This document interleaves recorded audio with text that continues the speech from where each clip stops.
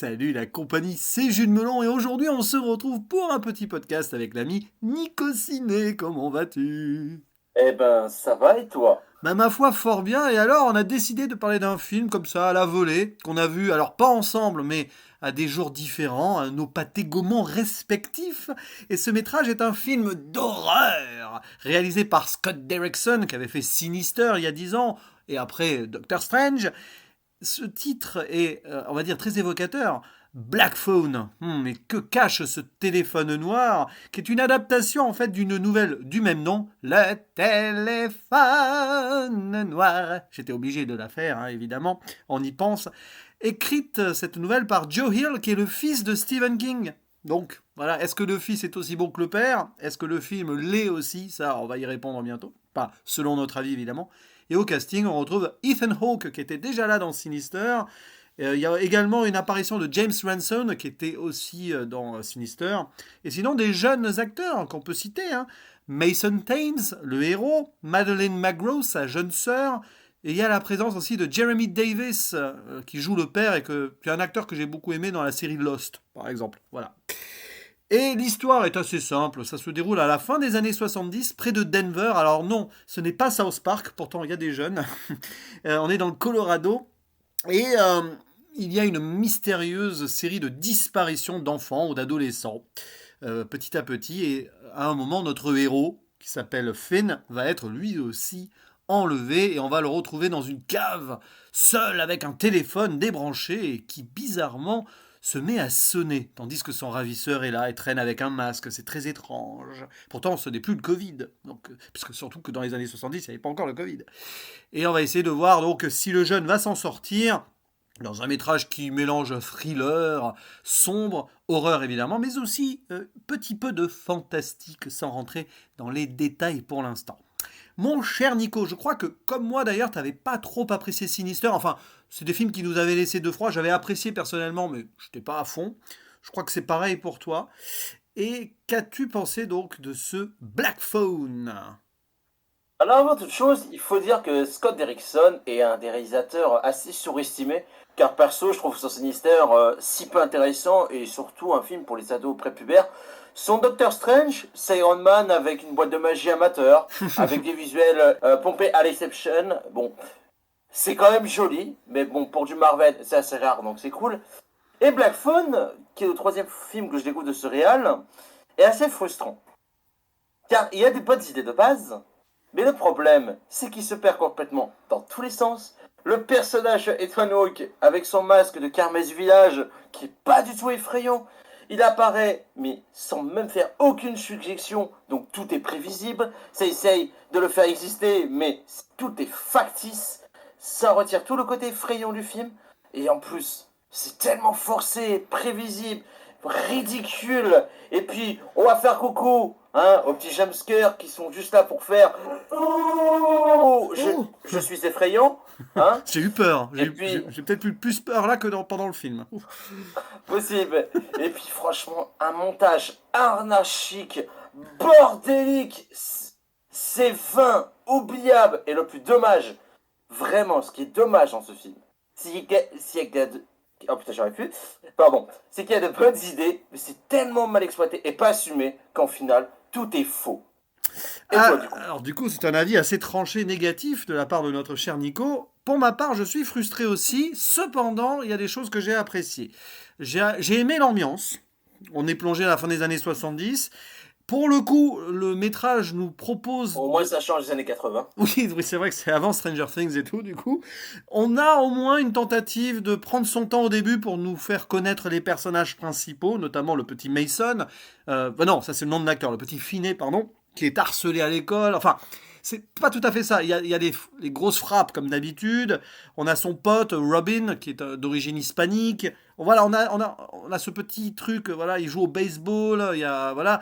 Au moins, on apprend des trucs. On essaye de s'ancrer quelque part dans son quotidien avec sa petite sœur, avec son père violent et alcoolique. Bon, cependant, de belles promesses comme ça au départ, eh bien, après, elles sont très peu développées, notamment le père, hein, on y reviendra, qui ne reste qu'un cliché alors qu'on aurait pu l'approfondir un peu plus. Et sur la Dans finalité... toute une existence, ça aurait été la même chose. Alors, mais sur la finalité, il y a autre chose qui... Bon, de toute façon, sur le final, j'aurais des choses à dire. Mais ça, il faudra aller sur la zone spoiler. On en fera une petite. Hein.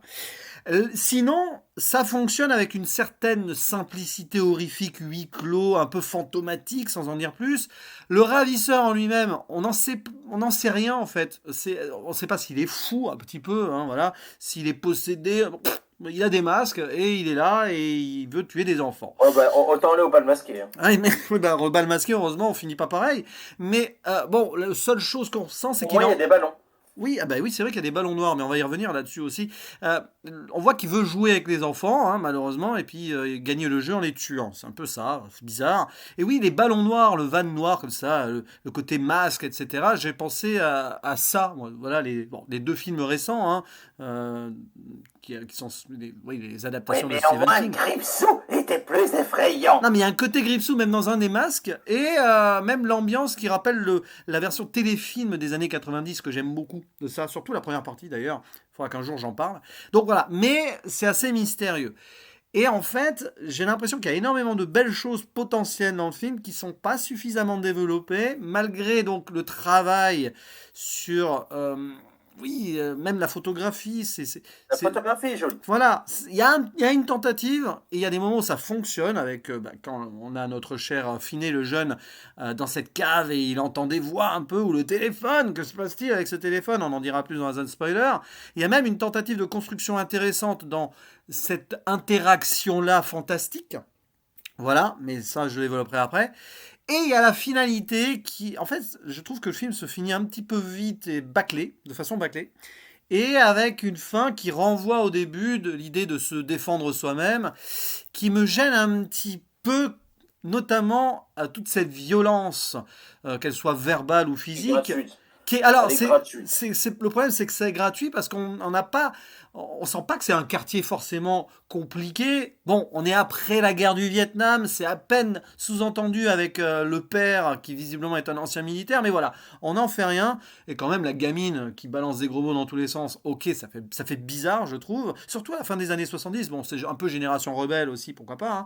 Et le petit, bon, et donc le grand frère, je trouve, oui, c'est un peu gratos.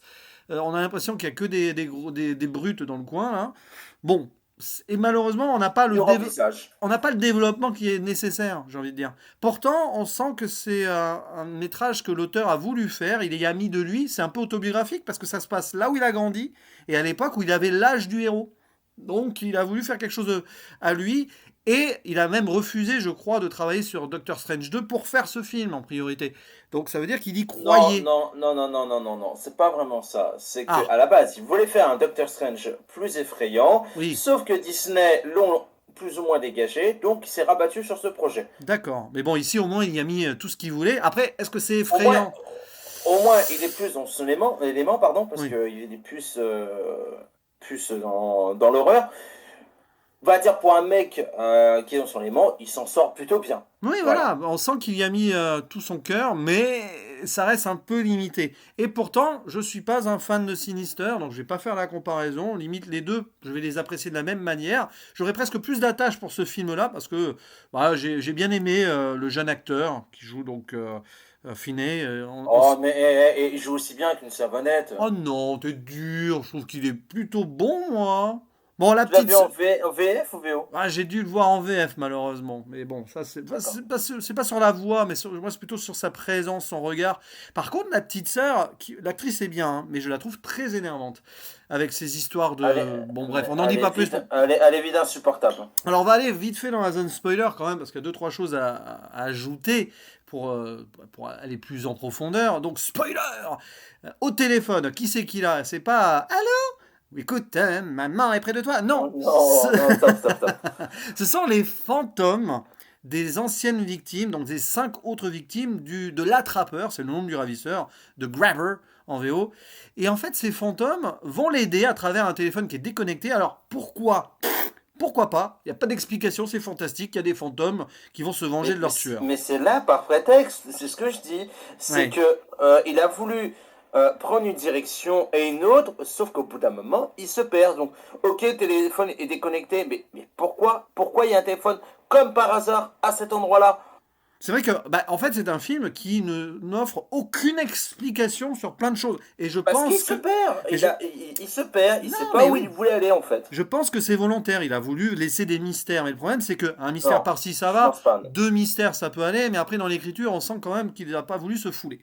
Donc il y a ça. Et par contre, c'est très bien l'idée là, des 5 enfants qui vont aider le héros avec des flashbacks qui sont en fait des, des rêves prémonitoires ou extra-lucides de la petite sœur. Ça aussi, pourquoi elle a cette capacité? Parce qu'on sait que la mère avait pareil, elle en est morte. Mais pourquoi? Pourquoi pas? T'as l'impression qu'en fait, dans ce film, dans cette société là, de ces États-Unis de la fin des années 70, le fantastique est un peu présent partout au hasard. Là, il y a des fantômes. Du côté de la famille, apparemment, la mère et la fille ont des rêves prémonitoires. Ça n'a rien à voir avec les fantômes à la base. Mais visiblement, le fantastique se trouve comme une bouteille de lait dans l'épicerie du coin, quoi. C'est facile d'en trouver une. Donc pourquoi pas, après tout, c'est un film, c'est une fiction. Mais je trouve que ça fait beaucoup de choses qui sont là pour épaissir une intrigue très simple. Et finalement, ça aurait aussi bien marché avec un serial killer qui aurait joué avec sa victime, sans fantastique. Un coup, j'essaye de te laisser partir, un coup, je te nourris, un coup, je suis méchant en mode schizophrène. C'est un petit peu ça, l'attrapeur. C'est qu'on sent que tant que sa victime ne joue pas, il peut pas la tuer. Donc, à un moment, Finney, il attend, il essaye de s'en sortir en s'échappant de la cave. Il a beaucoup d'idées comme ça.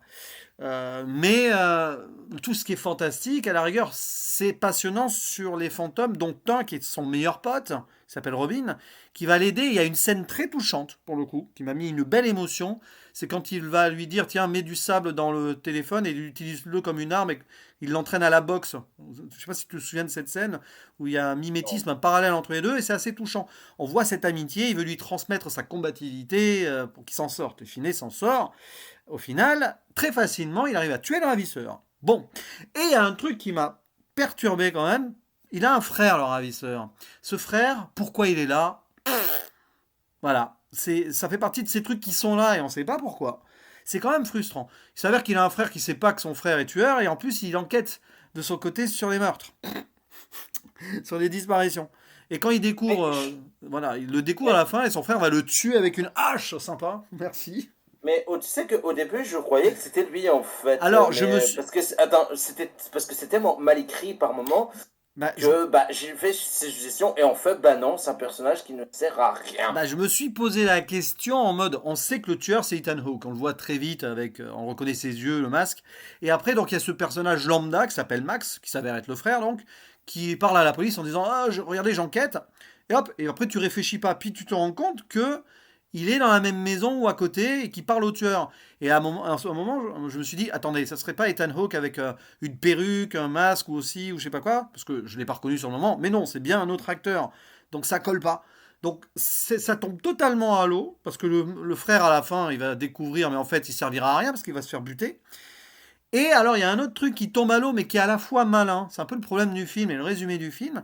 C'est que le gamin, pour se barrer, il a donc essayé de tirer avec un câble qui était dans le mur, de creuser un trou, le truc avec les WC pour aller dans la pièce d'à côté.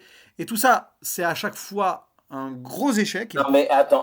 Ouais. Mais surtout, attends, mais c'est qu'il fait du bruit, le gamin, quand même. Mais c'est insonorisé, c'est expliqué, il le dit, c'est insonorisé. C'est insonorisé, mais non, mais au bout d'un Ah, moment, pour un moment, je trouve que c'est un peu tiré par les cheveux. ah mais c'est très insonorisé. Là, on pourrait faire enregistrer un album, crier et tout. C'est génial ce genre de pièce.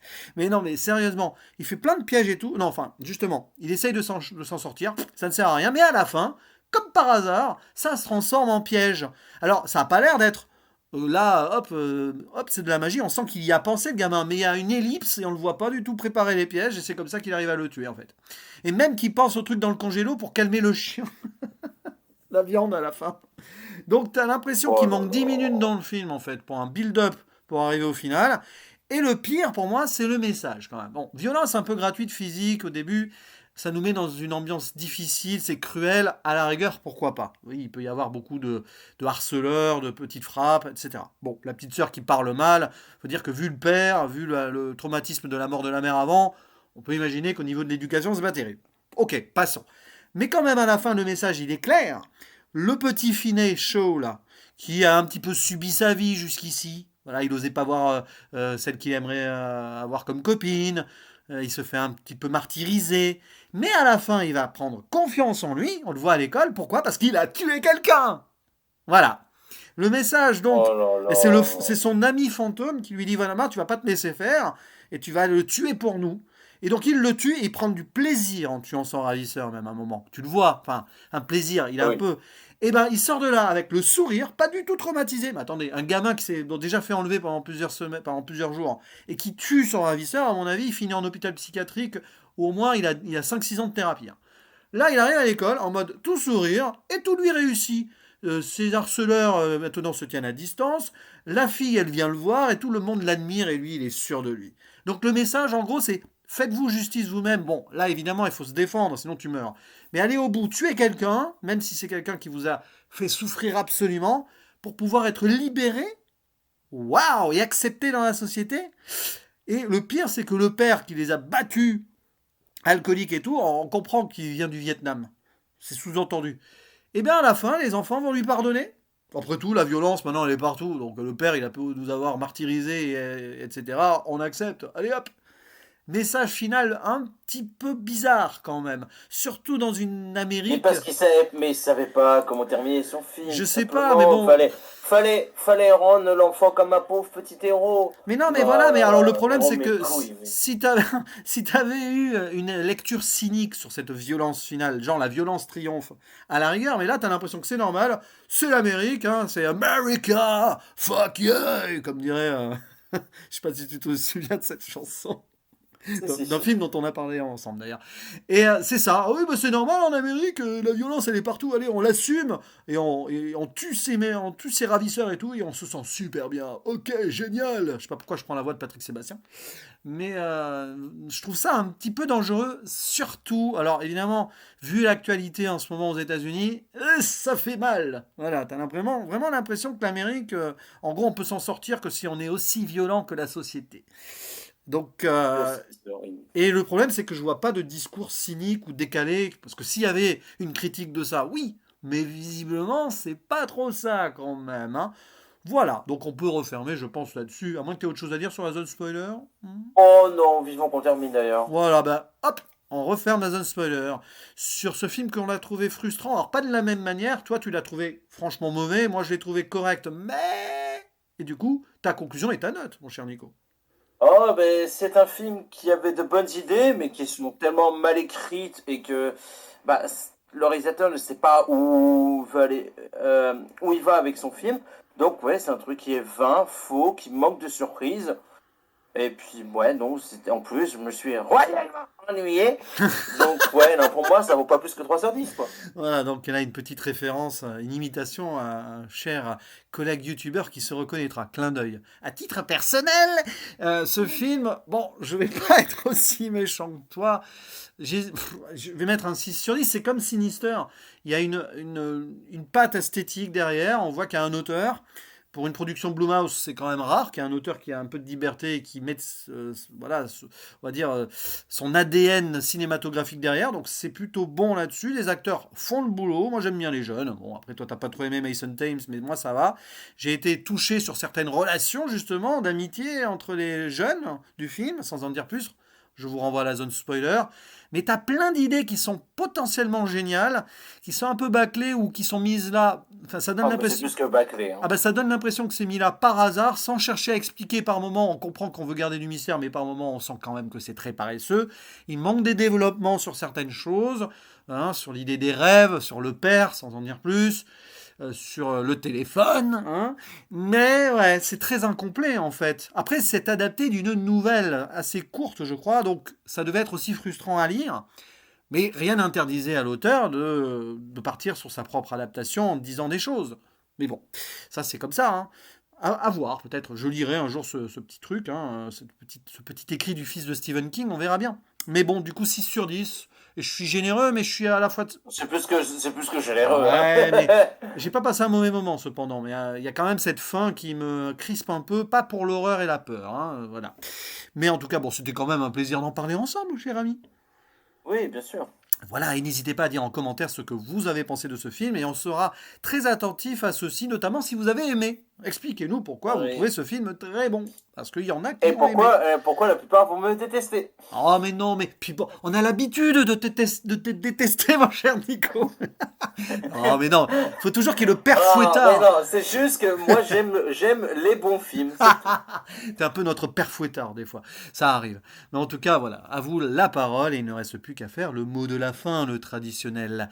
À la À la prochaine. prochaine. Ciao. Dring, dring. Oui, allô?